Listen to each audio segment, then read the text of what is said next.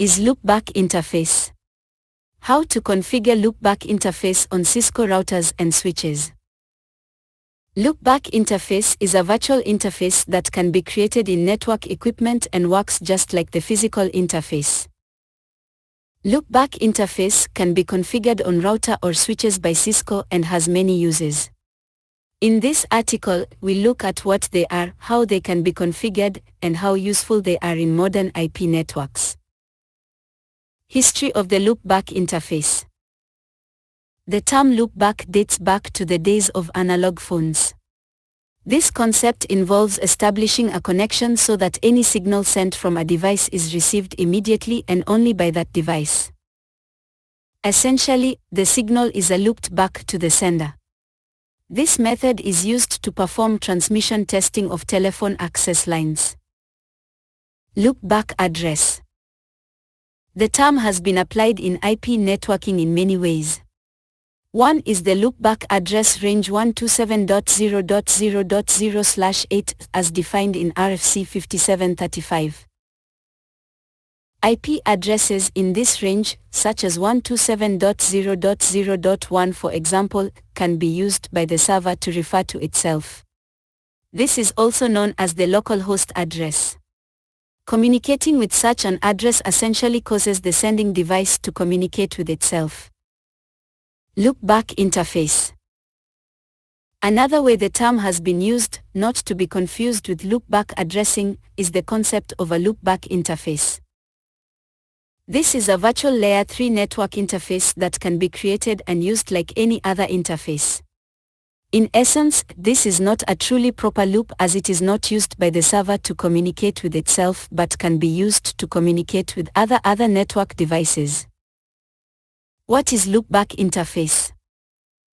Loopback interface is a logical entity that can be created in a router or switch.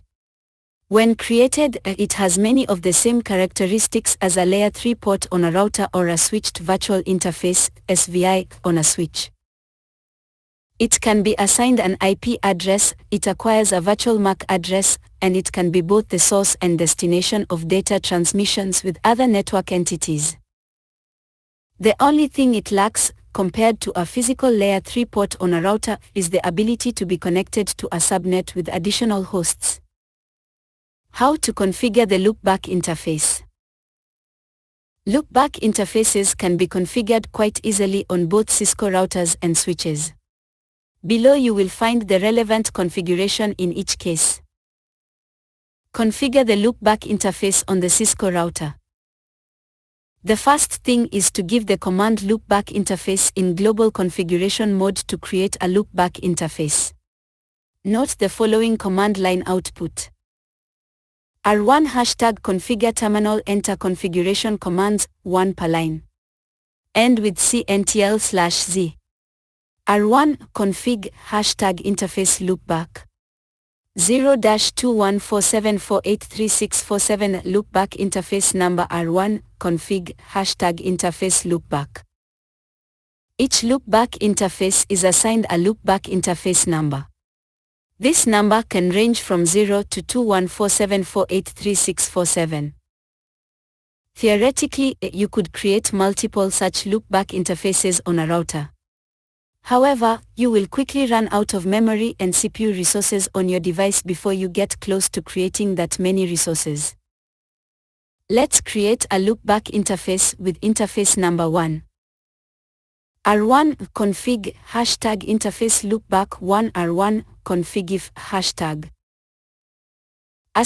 *Jan 4th 9 hours 39 minutes and 1.352 seconds %Lina Proto 5 up down line protocol on interface loopback 1 changed state to up. A syslog message appears telling us that interface loopback 1 has appeared. That's a good sign. We are now in interface configuration mode, the same mode we would enter when configuring the physical interface. Let's configure an IP address on this loopback interface. R1 config if #IP address 192.168.100.125.255.255.255.0 R1 config if #. Let's take a look at all the interfaces on this particular router. R1 hashtag show IP interface brief. Interface IP address OK. Method status protocol. Gigabit Ethernet 0/010.255.1.235 yes NVRAM administratively down. Gigabit Ethernet 0/1192.168.12.1 yes NVRAM up. Loopback 01.1.1.1 yes NVRAM up. Loopback 1192.168.100.1 yes manual up. R1 hashtag. We see all the interfaces on the router, including the physical and loopback interfaces, as well as their assigned IP addresses. Configure loopback interface on Cisco switch. A loopback interface can be configured on a Cisco switch in a very similar way. The commands are almost identical. The following commands create a loopback with interface number 1 and assign it an IP address on the switch.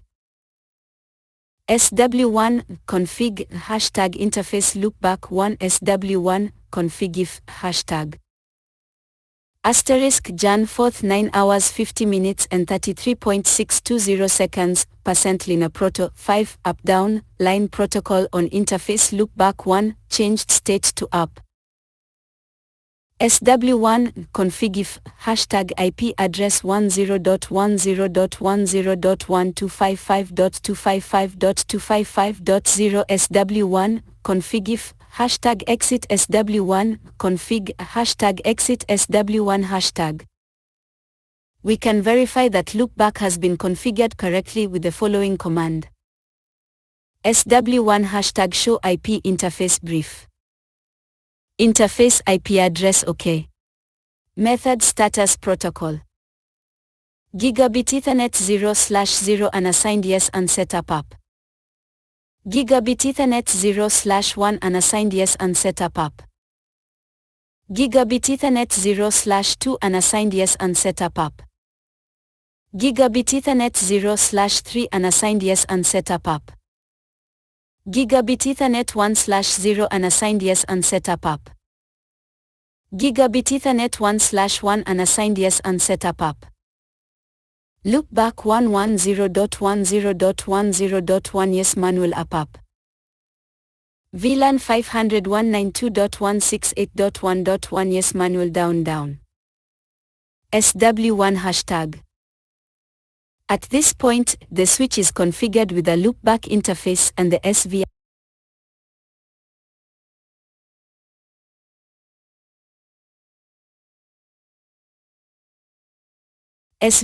VLAN is configured with an IP address.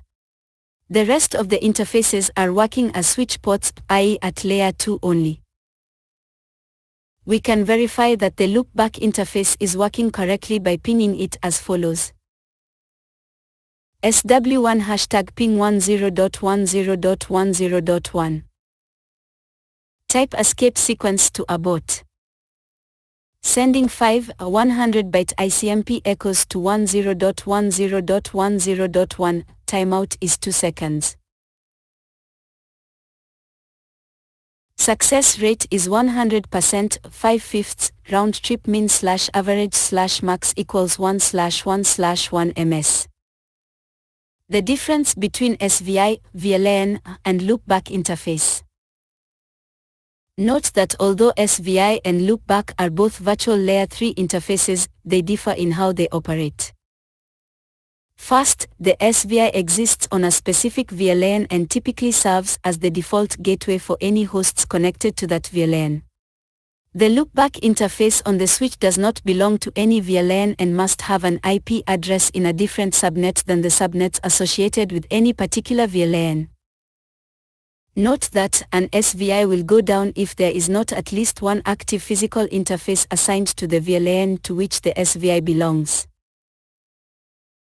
Note in the output above, the configured VLAN 500 SVI has an down state, status down, and protocol decommissioning, protocol down.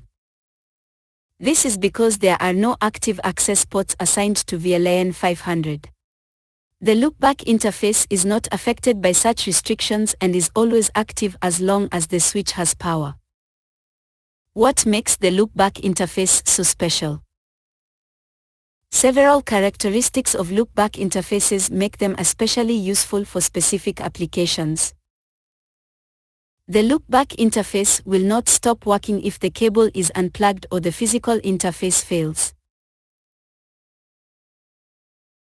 Traffic sent from and to the network device itself can be sent and received using the IP address of the loopback interface instead of the address of the physical interface through which other traffic passes. The loopback interface can be used to communicate directly with a device configured using Telnet, SSH, or other communication protocols, as long as at least one of the physical interfaces on the device is active. Loopback interface use cases. The above characteristics make loopback interfaces very useful for control plane operations and network maintenance. Some of the most useful uses of the loopback interface include: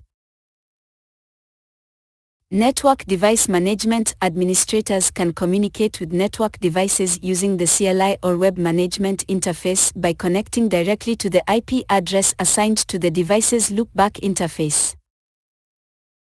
Routing protocols. Many routing protocols, such as OSPF, EIGRP, and BGP, will use the loopback address of the router and L3 switch to assign a router ID, which uniquely identifies the device. That device in the routing domain. Source and destination addresses for network monitoring. Many network monitoring systems that use SNMP, NetFlow, or IPSLA can use a loopback interface to send and receive monitoring data. The loopback can also be used for ping benchmarking and route tracing within the network to test, inspect, and observe the network. Note: most uses of loopback interfaces have to do with network maintenance, monitoring, and upkeep. End users will rarely encounter any use for loopback interfaces on network devices, nor will they ever receive any direct benefit from implementing them. Loopback interface useful in many respects but still leveraged by other protocols, programs, and applications. Knowing how to use them is an important part of understanding more about their importance in networking.